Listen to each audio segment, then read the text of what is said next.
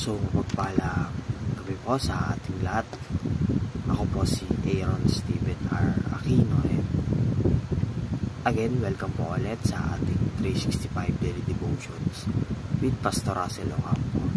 So, ngayong araw po is pagpapatuloy natin ang ating daily devotional na may topic na bakit nagkatawang tao si Kristo or active obedience. Now, para naman po sa ating scripture for today na matatagpuan sa Romans chapter 5 verse 19. Sabi po dito, for just as through the disobedience of the one man the many were made sinners, so also through the obedience of the one man the many will be made righteous. Or sa Tagalog naman po, sapagkat kung naging makasalanan ang marami dahil sa pagsuway ng isang tao, marami rin ang mapapawalang sala dahil sa pagsunod ng isang tao.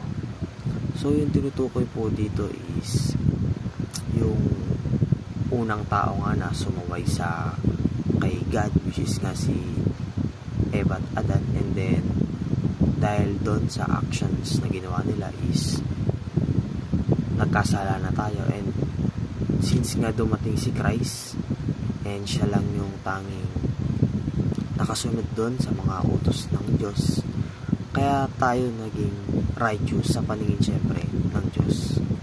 And para naman po sa ating katuruan ngayong araw, first is Jesus became fully human to fully obey the Father.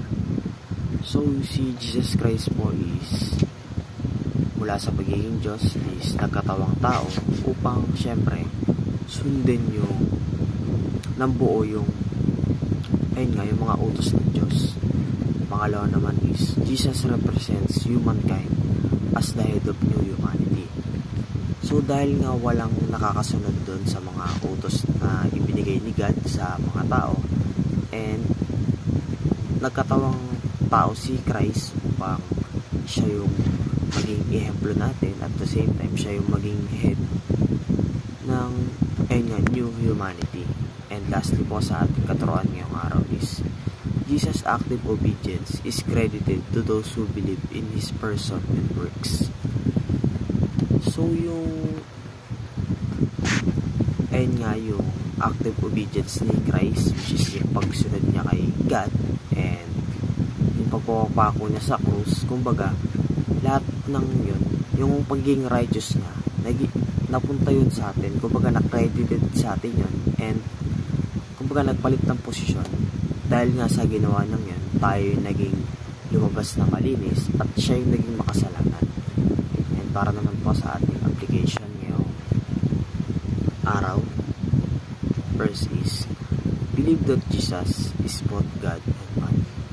So maniwala po tayo manampalataya na si Jesus Christ ay fully God at the same time siya ay fully human.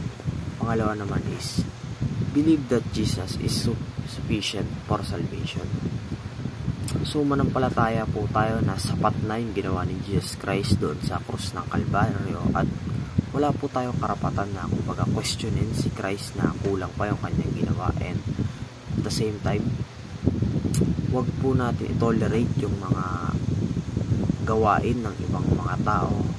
For example na lang is tuwing mahal ng araw, parang nire-represent pa nila is napapako pa sila doon sa krus yung ibang tao para lamang ipakita na ayun nga, kung pinagdiriwang nila yung araw na ipinako si Christ sa krus, which is mali po yung ganong gawain. And lastly po sa ating application ngayong araw is believe that we are made righteous in Christ. So manampalataya po tayo na tayo po ay ginawa ng righteous sa mata ni God dahil nga po doon sa ginawa ni Christ doon sa krus.